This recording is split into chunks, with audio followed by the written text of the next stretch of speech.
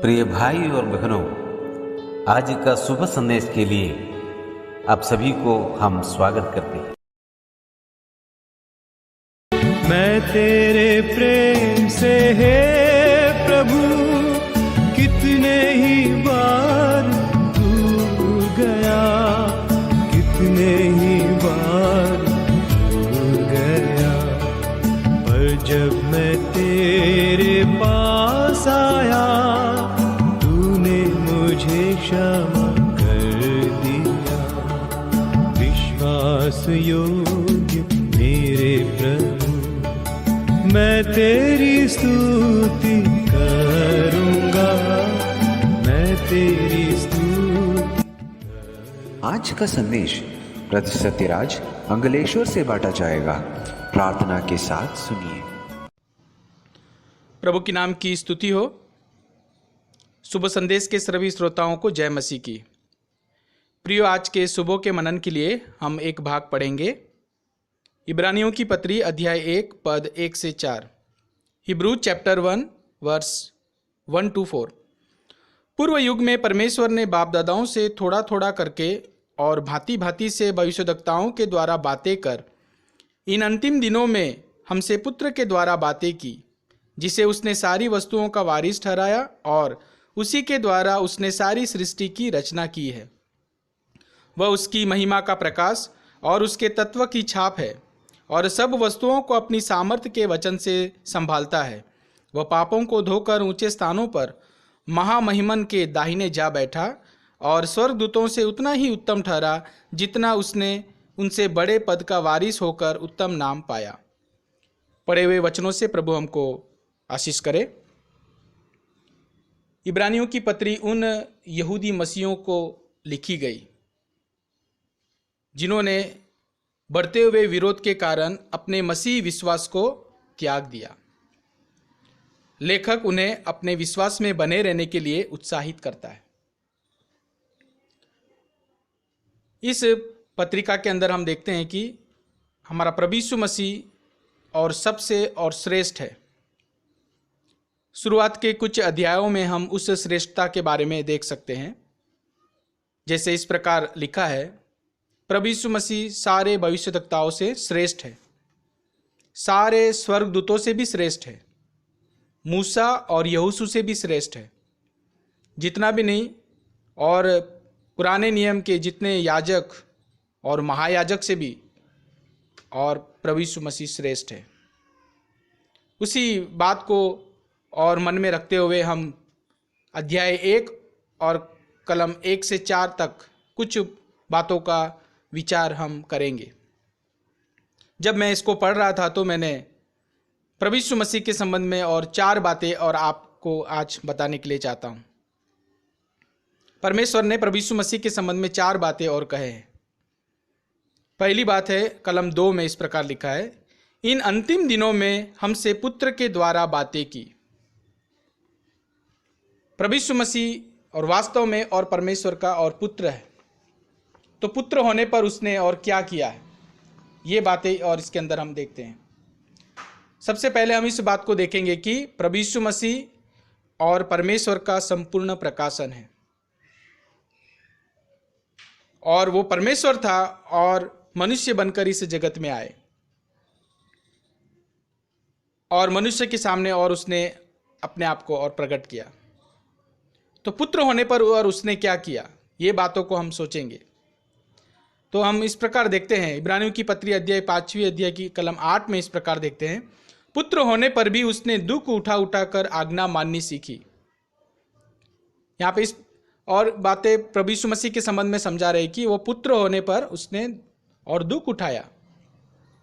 इस जगत में 33.5 साल रहते हुए समय में उसने बहुत दुख उठाए। वो क्या बात का दुख है, वो हम प्रियो सुबह के समय में सोचे तो हम देख सकते हैं कि पहला पत्रस की पत्री उसका 3री अध्याय के 18 कलम में लिखा है कि अधर्मी व्यक्तियों के लिए धर्मी व्यक्ति ने, प्रभु यीशु मसीह ने, और पापों के लिए एक बार और दुख उठाए। मेरे और आपके पाप के लिए प्रभु यीशु मसीह ने और दुख उठाए। परमेश्वर अध्याय 1 में पुत्र के संबंध में जो प्रशंसा करते हैं, तो समझना कि जो उसने बातें की है पुत्र के द्वारा, तो उसमें ये सब बातों को हम देख सकते हैं। प्रभु यीशु मसीह ने और दुख उठाए। इसलिए प्रियो हम प्रभु को धन्यवाद दें और मेरे और आपके और सारे जगत के लोगों के पाप के लिए प्रभु यीशु मसीह ने इस पृथ्वी पर और दुख उठाए। उस पाप का एक संपूर्ण एक प्रायश्चित प्रभु ने दिया है, इसलिए प्रभु को धन्यवाद दें। दूसरी एक बात हम देखते हैं कि और उसका कलम वही 2 में आगे लिखा है, जिससे उसने सारी वस्तुओं का वारिस ठहराया और उसको और परमेश्वर कहते हैं कि वो मेरा वारिस है। तो हमको साधारण रीति से हम इस प्रकार देख सकते हैं कि जो घर में जो पिता रहते हैं, अगर उसका पुत्र भी है तो समझना वो पुत्र और उसका वारिस है। पिता का जो कुछ भी है वो सब पुत्र का है। एक समय में हम और पुराना नियम में अब्राहम के बारे में हम देखते हैं कि उसको काफ़ी समय तक और संतान नहीं थे। तब उसने इस प्रकार बोला कि मुझे तो संतान नहीं, लेकिन मेरे घर का जो ये एलियाजर जो दास है वो मेरा वारिस होगा, ऐसा वो मान बैठा था। लेकिन प्रभु ने उसको बताया कि और समय पर और तुमको एक पुत्र और मिलेगा, और इसहाक को हम देख सकते। इसलिए समझना कि जो और पिता का है वो सब पुत्र का है, वो उसका वारिस और बन जाते हैं। तो इधर वारिस होने के संबंध में और उसने क्या किया हम देखते हैं कि कोलोसी की पत्री 1:16 में देख सकते हैं कि क्योंकि उसी ने सारी वस्तुओं की सृष्टि की, स्वर्ग की हो, पृथ्वी की हो, देखी अनदेखी, सब उसी का है। और प्रभु यीशु मसीह का और सब बातें प्रभु यीशु मसीह के लिए है। और उसने इस प्रकार बोले कि अपने वचन से सब बातों को संभालता है। उसने सब वस्तुओं को सृष्टि की है, आदि से लेकर अंत तक वही है, ये बातों को समझा रहे। तो समझना जो कोई प्रभु यीशु मसीह पर विश्वास करते हैं तो वो भी और उसका वारिस बन जाते हैं। जैसे लिखा है रोमियो की पत्री 8:17 में, यदि हम उसके संतान हैं तो उसके वारिस भी, जैसे संगी वारिस। और सब बातें हमारे लिए भी और मिल जाते। प्रभु यीशु मसीह पर विश्वास करने से हम उसके संतान ठहरते और उसका जो कुछ भी और मीरास है वो सब उसमें हम भागी हो जाते। इसलिए आइए हम प्रभु को धन्यवाद दें। दूसरी बातों में हम देखते हैं कि वो वारिस होने पर वो हमको सब बातों को प्रदान कर रहे हैं। तीसरी बात हम देखेंगे और उसका कलम 3 में लिखा है, वह उसकी महिमा का प्रकाश। प्रभु यीशु मसीह और परमेश्वर का और महिमा का प्रकाश है, इस प्रकार हम देखते हैं। जैसे और पतरस, याकूब, यूहन्ना को जो प्रभु यीशु मसीह का रूपांतर हुआ तो इस प्रकार कहा कि हमने उसकी महिमा को देखा, एक लौते पुत्र की महिमा को जैसे देखा है, बातों को हम देखते हैं। प्रभु यीशु मसीह और अपनी महिमा को और शेयर करते हैं और बांटते हैं। जो प्रभु यीशु मसीह पर विश्वास करते हैं उन लोगों के लिए वो महिमा है। जितना भी नहीं, भविष्य में भी एक महिमा वो प्रभु यीशु मसीह ने हमारे लिए रखे। और जैसे रोमियो की पत्री उसके 8वें अध्याय में हम देखते हैं कि अभी लोग कष्ट में हैं, कहराते हैं, लेकिन एक समय में और वो महिमा और प्रभु यीशु मसीह के द्वारा और हमको मिलेंगे।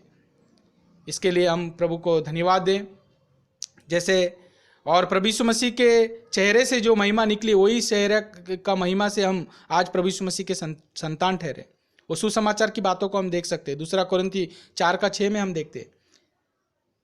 तो हम प्रभु को धन्यवाद दें, वो महिमा भी प्रभु यीशु मसीह ने हमारे लिए दी है। और लास्ट में हम इस प्रकार देखते हैं, वह उसके तत्व की छाप है। तत्व की छाप का मतलब है कि उसका प्रतिरूप है। उसमें से परमेश्वर पिता में और प्रभु यीशु मसीह में देखेंगे तो सेम बातों को हम देख सकते हैं। उसी में से और निकले हैं ये बातों को हम देखते हैं। वो उसका प्रतिरूप है। इसलिए प्रिय, वो प्रतिरूप होने के संबंध में उसने क्या किया, उसमें और एक बात हम देख सकते हैं कि जैसे यूहन्ना की पत्रिका में हम देखते हैं, उधर इस प्रकार लिखा है कि 3 अध्याय की 2 कलम में, जब वह प्रकट होगा तो हम उसके समान होंगे। अभी का समय में हम अंश करके और बदलते जाते हैं, जैसे 2 कोरिन्थी 3:18 में लिखा है, लेकिन जब वो आए प्रकट होगा हम उसके समान और बनेंगे। हम जो उसका जो तत्व का जो छाप है, प्रतिरूप है, उसका एक बातें भी और हमको प्रभु दे रहे, उसके समान बनने का एक जो प्रतिज्ञा है उसने हमारे लिए दी है। इसके लिए इस सुबह के समय में प्रभु को धन्यवाद दें। 4 बातों को परमेश्वर ने प्रभु यीशु मसीह के संबंध में बताया। पहली बात है कि वो पुत्र है, उसने दुख उठाया।